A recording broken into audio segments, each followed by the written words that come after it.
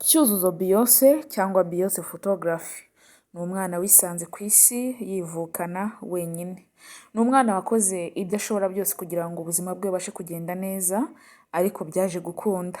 Amakuru ye tuje kuyavugaho uko yateye imbere, uko yize photography kugira ngo yiteze imbere paka agenda afotora n'ahandi hantu hagiye hatandukanye mu bibuga, cyane cyane ku bakinnyi ndetse n'ubukwe ubu basigaye bamutumira. N'umwana ufite intumbero nziza, simwita umwana rega umuntu uba urangije kaminuza ntabwo aba akiri umwana, ariko kuri mama we n'umwana nk'uko muri kubibona na mama we aracyari inkumi nziza cyane.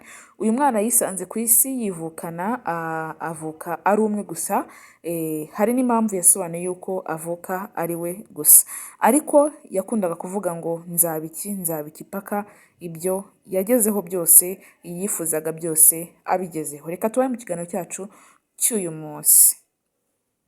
Mwiriwe neza, muraho neza banyarwanda banyarwandakazi, ahantu hose muri mu mpande zose z'isi ndabaramukije ndabasuhuje, amahoro y'Imana abane namwe. Yitwa Cyuzuzo Beyonce, yavukiye ku Gisenyi mu karere ka Karongi. Murahazi cyane, ni ku Gisenyi. Arakura, ubuzima bugenda neza, yiga nk'uko abandi bana biga, yiga segonderi, yiga primaire, yiga nasari, ndetse kugeza aho naho yize kaminuza. Ariko kaminuza yayize akora akazi k'ubufotogarafe. Ariga arasoza kugeza naho yanditse igitabo. Ibyo byose rero nibyo tugiye kwibandaho tubane mu kiganiro cyacu. Ni akaganiro gato ariko gasamarizinze, samari y'ubuzima bwe uko bwagiye bugenda. Ubwo yavukiraga ku Gisenyi byageze igihe kimwe baza kuba mu mujyi wa Kigali, niho yize na segonderi, yiga n'ibintu bya photography. Ni umwuga wamugoye cyane gutangira, abona bitazavamo, ariko ntiyacika intege, arakomeza aragerageza.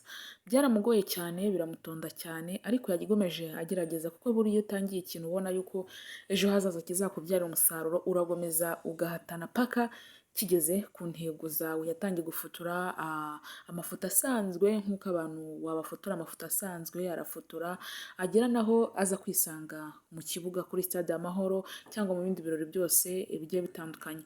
Niho yaje kumenyekana ku izina rya Beyonce Photography. Uyu Beyonce Photography ubuzima ntabwo bwari bumworoheye, ariko yaragomeje aragerageza, ararwana intambara zose paka ageze ku cyifuzo cye.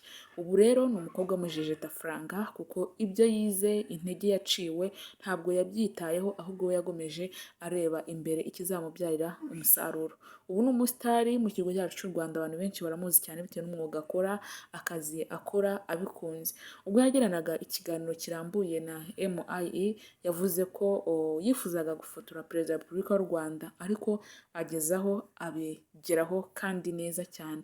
Yaramufotoye, n'izo nzozi yari afite mu buzima bwe, ariko n'ubundi byarakunze, kuko arafotora kandi afotora abakinnyi beza, afotora ahantu habaye ibitaramo, ndetse muri stade kenshi cyane aba ahari.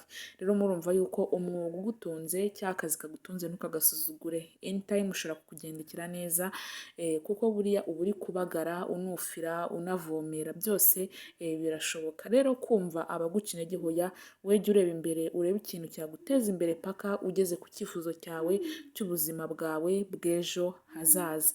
Ntukumva abaguca intege bitewe n'ibyo uba uri gukora, ntukumve mu matwi abantu benshi bavuga, hoya jya ugerageza ukore, ubuzima bushobora kugenda neza. Nubwo aka kanya wenda ushobora kuba uri mu buzima bubi, uvuga ngo ubu si ubuzima nzabuvamo ryari, ariko ndakubwiza ukuri, ushobora kugerageza Imana ikagucira inzira, ushobora kugerageza igihe kikagera ukabona ibyo wifuzaga mu buzima bwawe bwose. Rero jya ukora kandi utitaye ku baguca intege cyangwa amagambo y'abantu. We ukora ugere imbere, hazaba ari heza cyane.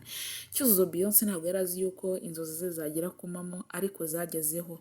Rero arashima Imana kandi ashimira n'abantu bamubaye hafi, ndetse na mama we umukunda cyane. Mama we nawe aracyari inkumi, avuga uburyo akunda mama we cyane, asa nkaho ari mukuru we. Ntabwo ari mama we gusa, ahubwo ni nka mukuru we. Imana ishimwe ko yamuhaye kugera ku nzozi ziwe neza, kandi akaba yarazigezeho byiza cyane.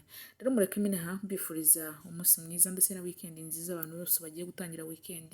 Imana ibahereza ibyo mwifuza byose kandi ibarebe mu mitima yanyu, ibahe ibyo mwifuza.